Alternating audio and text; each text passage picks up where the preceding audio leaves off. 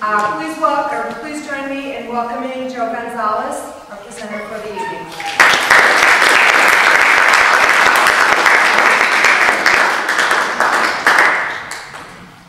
How's everybody doing? Alright, so before we get started, I want everybody to stand up, please.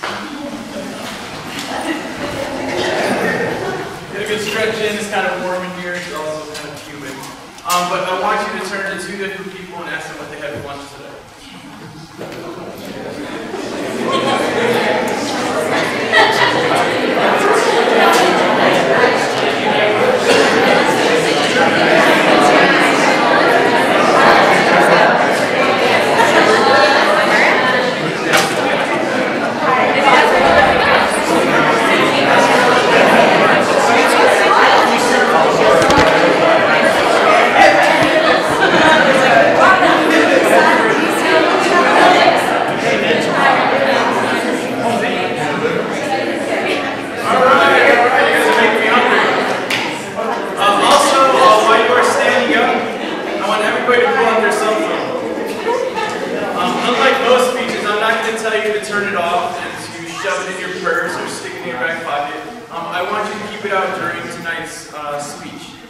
Because I'm going to show shortly on the screen there is a hashtag and my Twitter handle for you guys to be interactive with tonight's speech. If you have a question, you can send it that way, and we can continue the conversation after this little event is over through that hashtag. So keep out your cell phones and go ahead and use them. I encourage you to use them. Also, lastly, just some housekeeping notes. Can you guys hear me in the back? Yeah. Yeah? Good. Can you guys hear me in the front? Alright, awesome. Okay, you guys can have a seat.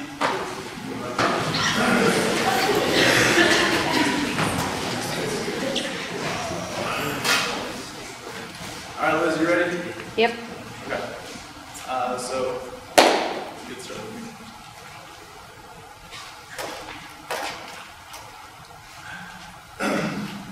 So when I was 19 years old, this was my view a couple days a week.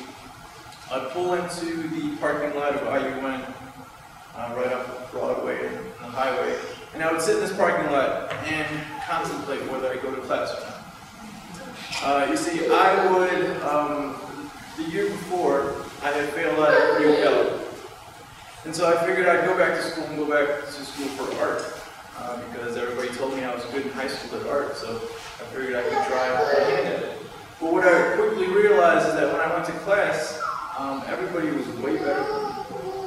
People weren't drawing cartoons like I was drawing cartoons. They were drawing actual people. And so as I sat in my car, I was really intimidated. I was scared. I was nervous. And I figured that I had the talent to hang with everybody in my class, but quickly I realized that that wasn't the case. So it wasn't until about a month into my semester that I ended up failing. I dropped out and I failed out because I never went to class. I was too scared. And so you can go to the next slide. And so fast forward a couple years, 3, 4, 5 years, and this is my view again. I was back in the classroom for the third time. This time was my third college in roughly 5 years. And this time was a little different. I wasn't going for art, I was going for design. And I knew that I had no design skills at all because my talent was always in art. And so I had to make another choice. Was I going to go down the path of failing out again, being too scared or too intimidated to pursue this career path? Or was I going to work my butt off and try to make something out of this and turn it into a career? So that was 2002. That was a long time ago. And obviously, the story ends with me being a professor and doing design, and here I am now. So, what I came to realize, and what really separates these two outcomes of continuing school and not, is my understanding of skills versus talent. Or talent versus skills. See, I had relied on my talent for so long that I thought it was enough to help me make it through that particular point in my life. Everybody told me in high school that if you were good at art, you could do this. But I didn't realize that my talent would only take me so far. You know, we're all blessed with a certain amount of talent. Talent, by its very definition, is an innate ability, an artistic accomplishment, a natural endowment.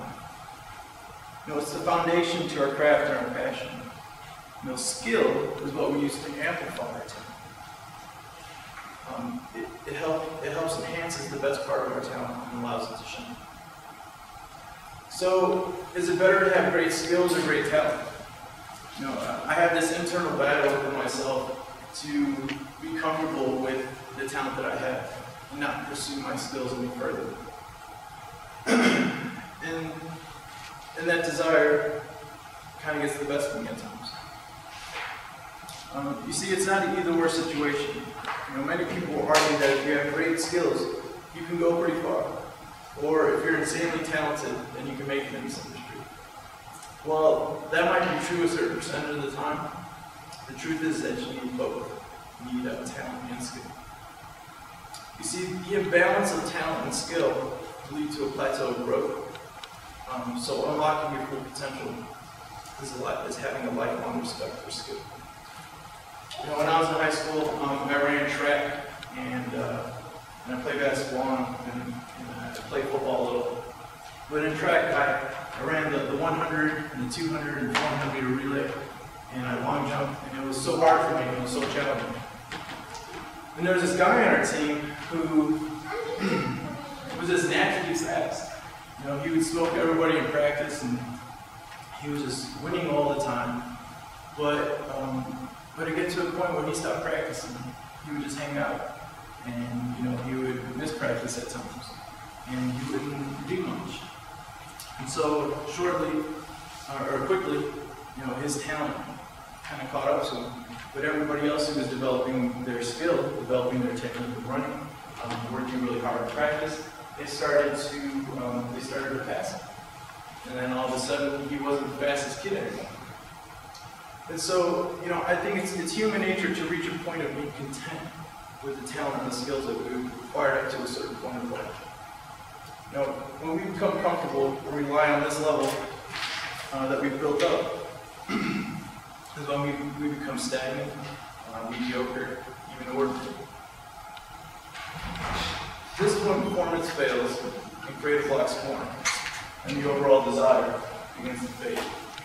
Can you go back to that other slide? So, I love this slide because it's the epitome of being lazy. You're sitting on the couch and you have the remote control in your hand.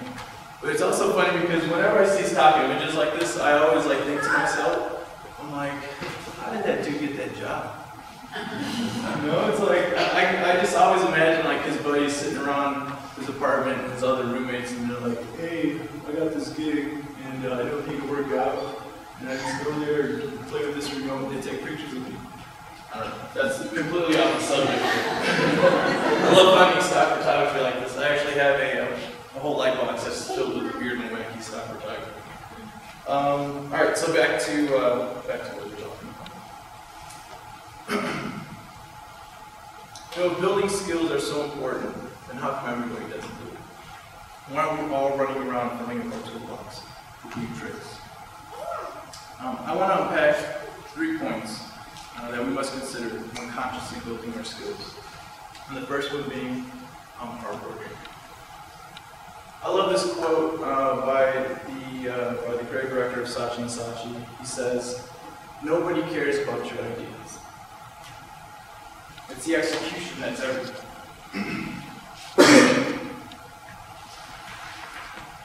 You know, people are becoming more and more educated about design.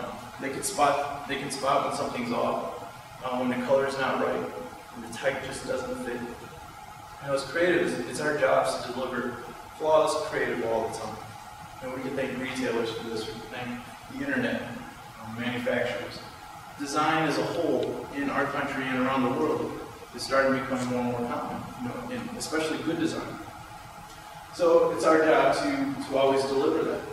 So in order to deliver a great product, we must put in the work that is required to achieve this high level of execution. Nothing's worse to me then facing the sobering fact that the thing that I set out to deliver did not live up to the vision that I had in my head. All because I didn't have the skills it took to pull it off.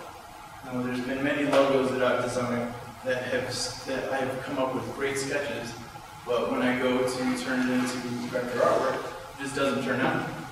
It looks horrible. So I'm sure this has happened to you guys during your project, or if not, it will happen to you. But the ideas in your head are really great. It's actually doing them that there's kind of a disconnect.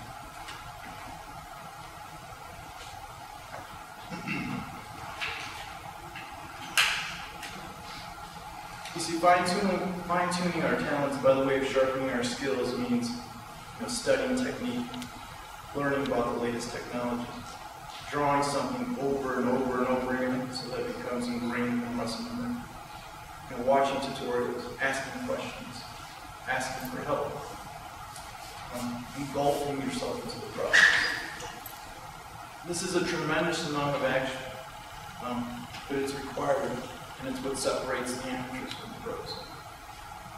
So know this, that your creative outcomes will be in direct proportion to the skills and the talents that you possess at any given time. The creative outcomes will be in direct proportion to the skills and talents that you possess at any given time. Understanding that there's no secret to this, and there's only hard work. There's no shortcuts into developing your skills. It takes practice and a high level of dedication. I remember learning Photoshop for the first time. I would stay up for hours and hours and hours clicking on everything, practicing the pen tool, watching tutorials, experimenting. My eyes would water for makeup, so I'd sit at the computer for so long. I had to know, I wanted to know how people did certain things, how things were made, how I could make them my own. And it's only through experience, both the act and the reflection, that our skills can become sharp. We have to actually do something in order for us to reap those benefits. I've heard the actor and director and superstar Will Smith say in interviews that the reason for his success and the reason why he's so successful isn't because he's wildly talented. It's because he's willing to work and work and work and work to become the best. So putting in this level of work requires a new appreciation for time management. So the next thing I want to talk about is time. Building your skills requires time. Learning anything new comes with a personal investment in your time. The number one thing that I hear people say that keeps them from developing their skills or from doing anything else is it's kind of what we hear all the time. If I only had the time, I really have no time to do it, and so on. There's a million lines that I hear all the time. You see, the lack of time to do anything is a myth. As creatives, I tell myself, and I think other creatives tell themselves, that it's kind of an excuse that we can tell ourselves to be content with the talent that we have. Over the years, I've learned to respect and prioritize and even maximize my time. My mentor, he once said to me, and it's even in the signature of his emails, how busy is your busy? What does that really mean? How busy is your busy? Do we run around doing mindless stuff? Or is our busy really meaningful? Are we doing stuff with our time? Something that has great meaning to it. Your time needs to be appreciated and respected. Having a deep respect for your time will change the way you think about doing daily tasks. This understanding will allow you to reclaim pockets of your time that you once just threw away to silly things. You can't learn to really prioritize your time until you learn to respect it. Because your time is tangible. When I've learned anything new throughout my career, it required a large amount of time. There would be nights where I'd stay up until 4 a.m. There would be weeks when I would only get 3 to 4 hours of sleep. And get this, any successful person that I know has two things going on. Either one, they never sleep, or two, they know how to maximize every second of their waking hours. I knew that if I was ever going to get better at illustrating, editing, doing video, doing designing, drawing, it was going to require some hard work. So I had to prioritize my time to a deep level. I had to be intentional about being conscious in the present. I did this by practicing a good, better, best system. Any given task, I would mentally tag it with this label of good. Is this a good use of my time? Or is there a better use of my time? And lastly, is this the best possible use of my time? Then are things like watching TV, going to social events, time with loved ones, sleep. The list goes on and on for sacrifice. But always keeping my eye on the final outcome. That made it worth that sacrifice. Too often we waste our time watching stupid things like TV, or scrolling through your timeline, or sitting on the couch, and surfing the internet. I actually dare you to take one whole day. Take one whole day and spend it with yourself, 24 hours. This is great if you don't have kids and if you're a student, this is actually possible to do. But take one whole day and don't talk to anybody. Don't email anybody. Don't text anybody. Stay off TV, stay on Facebook. And see what happens when you start to feel the full weight of what 5 minutes is. Experience how long it takes you to do simple tasks. Let time pass. Put yourself in the grooves of the clock and imagine yourself, let yourself roam, and go for it. Go through this exercise, and after you do, you'll gain a new appreciation for time. Once you do this, you'll understand the daily tasks can be stripped away. And you can also make room to develop your skills. So I do this thing, it's a simple 3 times 3 method. And whenever I'm learning something new, I try to incorporate this. And it's when I would wake up 1 hour earlier than I normally would. Then I would use my 1 hour lunch, and then I would stay up 1 hour past my normal bedtime.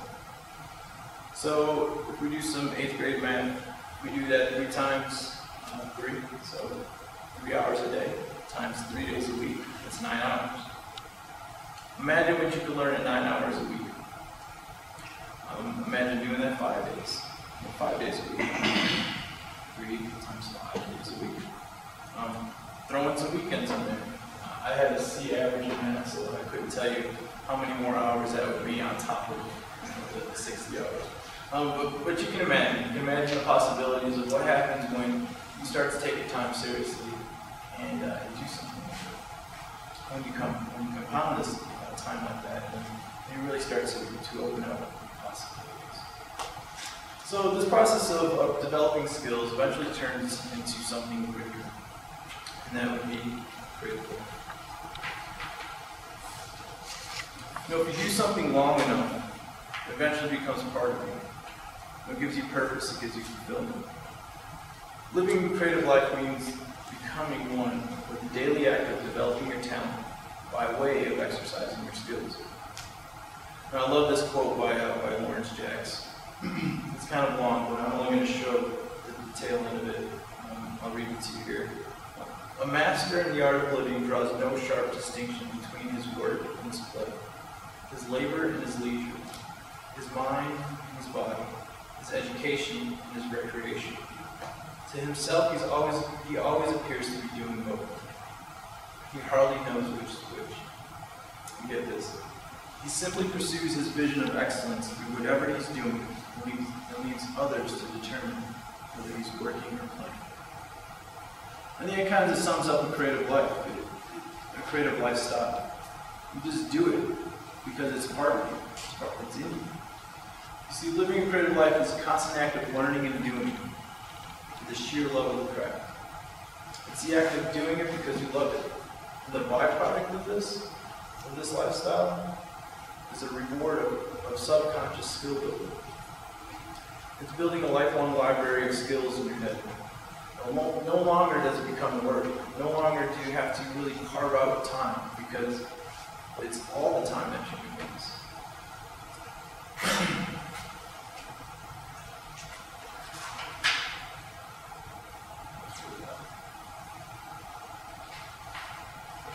So for me, it's in the little things. It's in the little things like wiping down the kitchen table. It's in making a snack on a Saturday afternoon. It's taking pictures of my kids. It's arranging items on my desk. It's finding things on the side of the road. It's sitting in a quiet place. And sometimes just walking with class. You know, when was the last time you held a pine cone? Anybody? Before the snow. Before the snow. But it's not something that you normally do. It's something that you kick aside on the ground, and it's not something you normally do. So one day I was walking to class, and right out the doors here are these big pine trees. And so I picked up this pine cone and I looked at it. And I had such a deep appreciation for this pine cone. It's going to sound weird when I explain it to you. But immediately I had a lot of responses to it. You know, feeling it, how hard it was. You know, it doesn't look like it's very hard because you can see through it. You know, blowing on it and feeling the wind pass through the pine cone and hitting my fingers. The color of it, the rich, deep brown colors. It was just really strange to me that I appreciated so much of the little details within this pine cone that I'm actually talking about it again right now.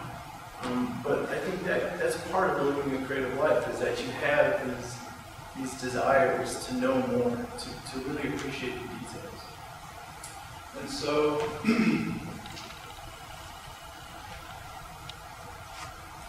living this creative life is one part being receptive to the beautiful details in life, and one part expressing creativity inspired by those details. You have to actually do something. You can soak in all you want, but it's also creating and contributing some beauty as well to the world. You know, it's deeper than the surface, and it's a way to connect to a constant stream of creative resources. You might come up in your career and in your time and have a creative block. You might think to yourself, how can I get through this block? All you have to do is open the door and experience life. Experience the things that are outside of this world and really look at them with a different light and appreciate them. But it's a lot easier said than done, and it's something that you develop over time. So the defining factor to your future is taking your God-given talent and maximizing its full potential by way of expertise skill. All the while knowing that it takes extremely hard work, time management skills, and ultimately living a full, creative life. Thank you.